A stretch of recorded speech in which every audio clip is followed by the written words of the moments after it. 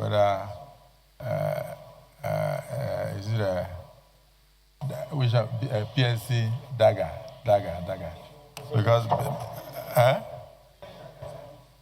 no PSC dagger, am I right? PSC dagger. Yes, I am GCON dagger.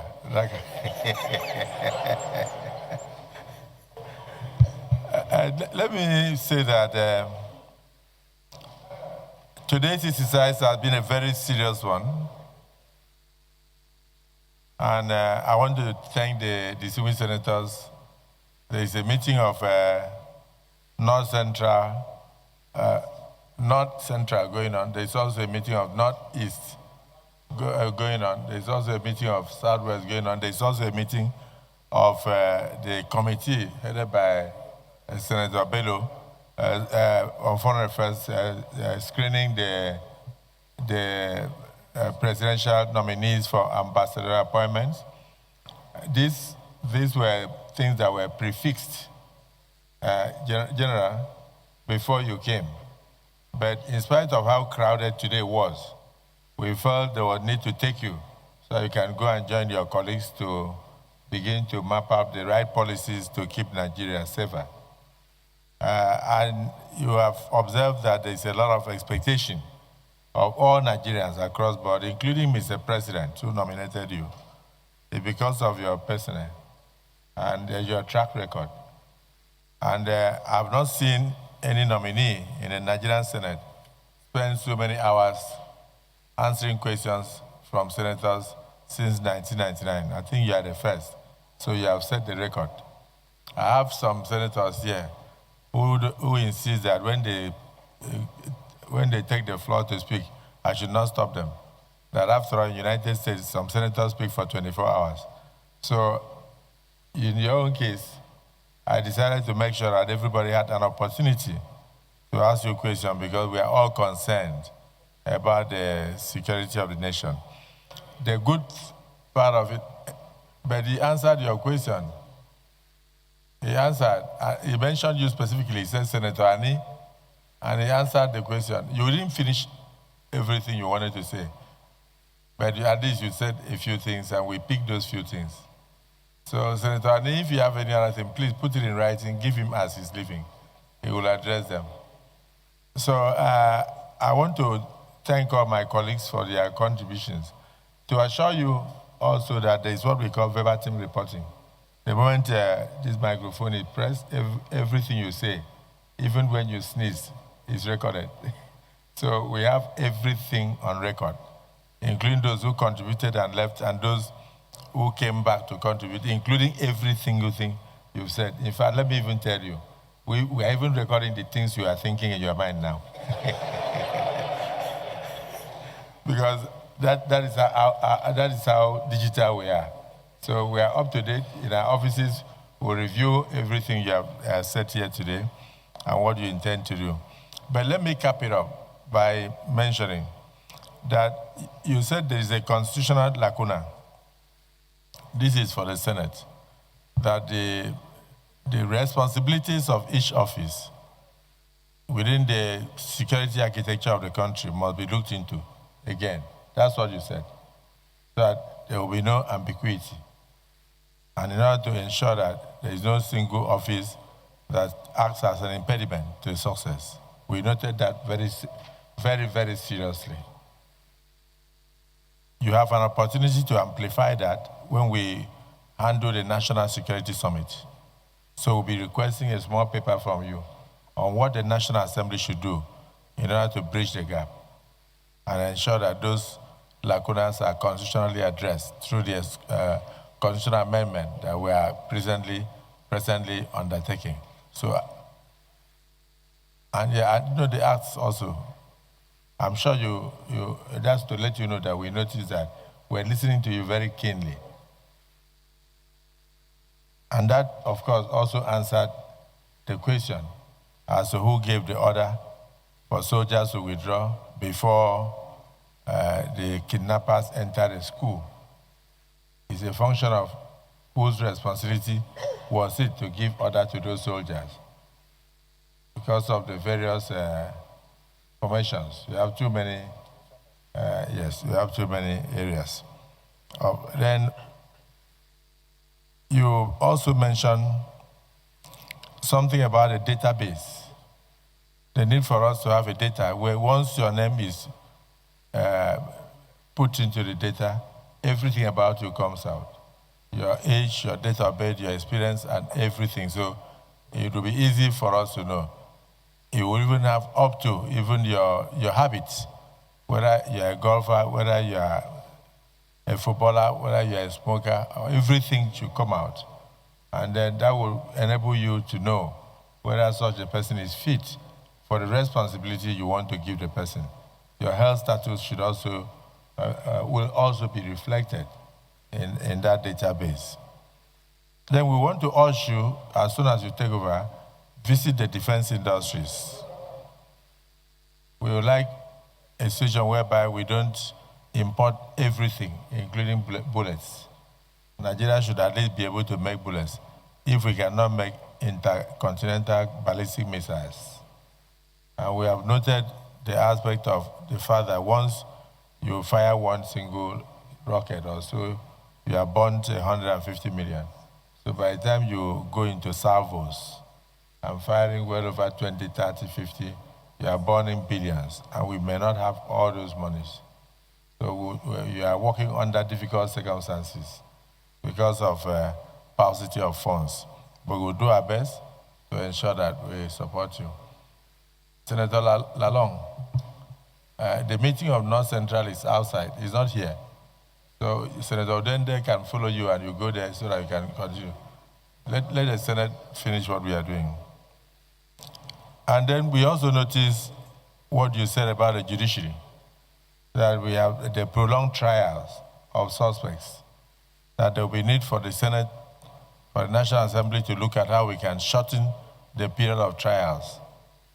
And then, of course, one thing that is most impressive is the fact that you are against negotiation with terrorists. This Senate is against negotiation with terrorists.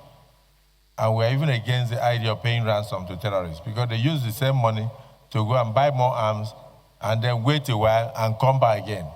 It has never worked. Even when I was a state governor, I never negotiated with terrorists.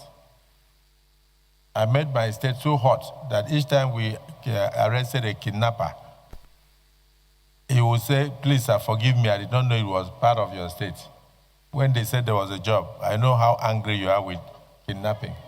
That was how bad it was. Late Arase, former IG, was once one of the commissioners of police in my state when I was a governor.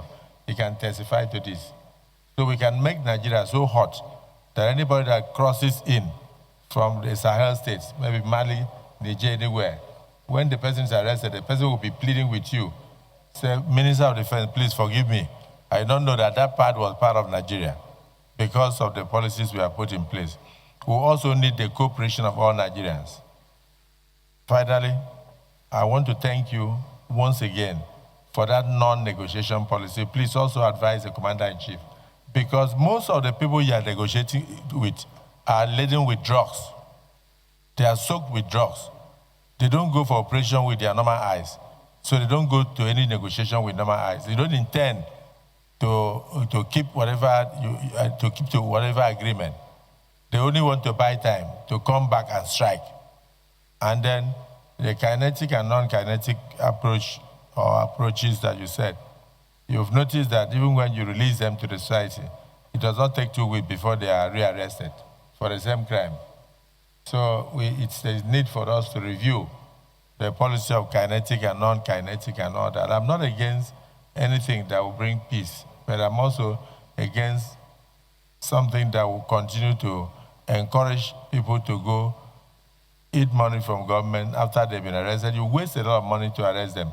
Sometimes you waste lives to even get 1 or 2 criminals. But when you bring them, you don't say you are trying to radicalize them. Then you go and put them inside a camp in Niger State. And then after that, you take them to Gombe and give them uniform and then monthly allowances. Then when you release them, it doesn't take 3 weeks. You arrest them again in view Akpabio in Borno State, or you arrest them in Kwara or somewhere, the same person that you spend so much money on. And it's always a thing, it's something that demoralizes the society, where somebody who has killed over 20, 30 people is said to have been radicalized. And then the community sees the person coming. A typical Nigerian community will never accept such a person, and they'll be running away from that person. And he will get depressed and go back into the same crime. So let's face it.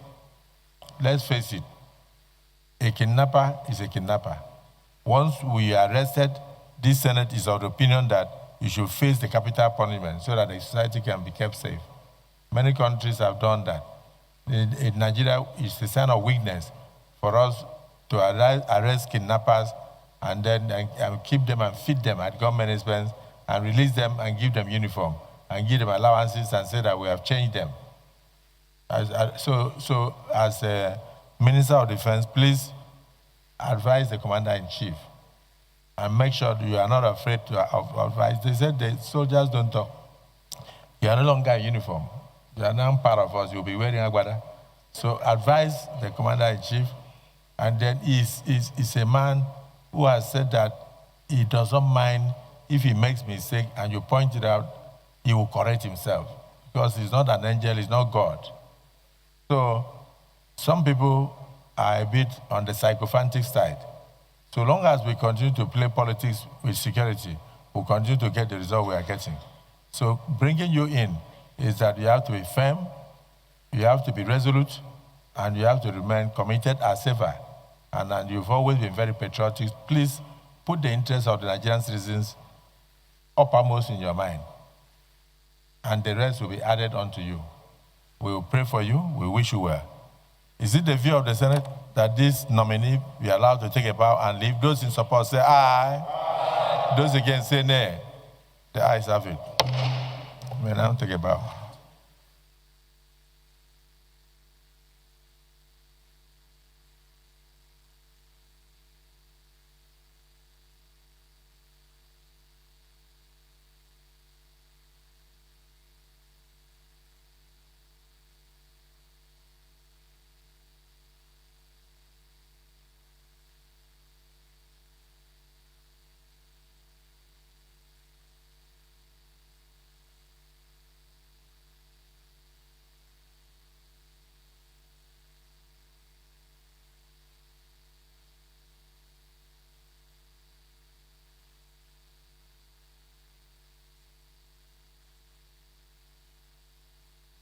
Of the chambers be restored in line with our Order 12. Those in support say aye. Distinguished colleagues, the nominee, General Christopher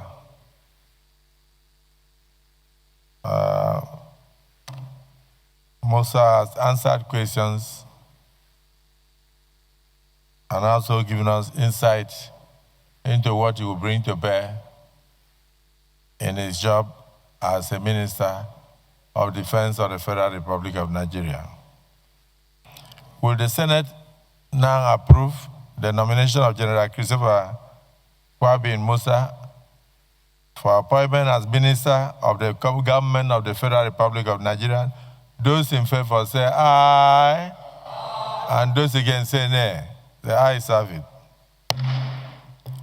The appointment as a Minister of the Government of the Federal Republic of Nigeria of General Christopher Musa is hereby approved. Leader of the Senate, may wish to move that we report progress. Distinguished colleagues, the Senate, the Committee of the Whole, considered the request of Mr. President, Commander-in-Chief of the Armed Forces for the confirmation of General Christopher Musa for appointment as a Minister of the Government of the Federal Republic of Nigeria. The nominee, General Musa, answered questions from distinguished senators on security matters and a number of topical issues. And thereafter, the Committee of the Whole approved the nomination of General Christopher Musa as a minister of the government of the Federal Republic of Nigeria. Is this a true reflection of what transpired in the Committee of the Whole?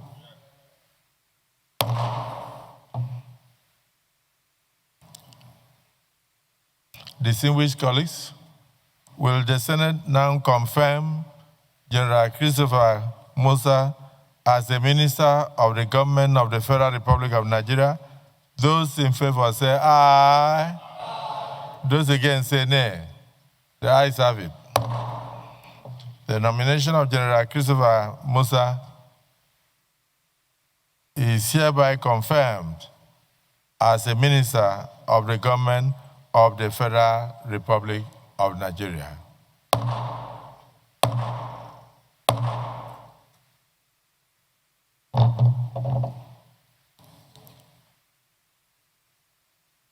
Let me thank the Committee of the Whole, the entire Senate, and thank distinguished senators for painstakingly taking over 3 hours or more to ask questions bordering on security particularly and other issues of state and issues that tend to worry the minds of our constituents. I want to congratulate all of you for doing a good job of screening, approving, and confirming the nomination of General Christopher Musa, former CDS, as a Minister of the Federal Republic of Nigeria. I want to also congratulate Mr. President, President Bola Ahmed Tinubu, for finding him fit and worthy to be appointed first as Chief of Defense Staff and now as a Minister, possibly of Ministry of Defense, a Minister of Defense of the Federal Republic of Nigeria. I wish him well in his new endeavor and pray that his actions will add value to ensuring that we minimize insecurity in the country and then bring the current security situation that tends to worry a lot of Nigerians to an end. I congratulate both the nominee as well as the appointer, Mr. President, and congratulate the Senate for doing a great job. Accordingly, having come to the end of our deliberations for today, this Senate is hereby adjourned to Thursday, the 4th day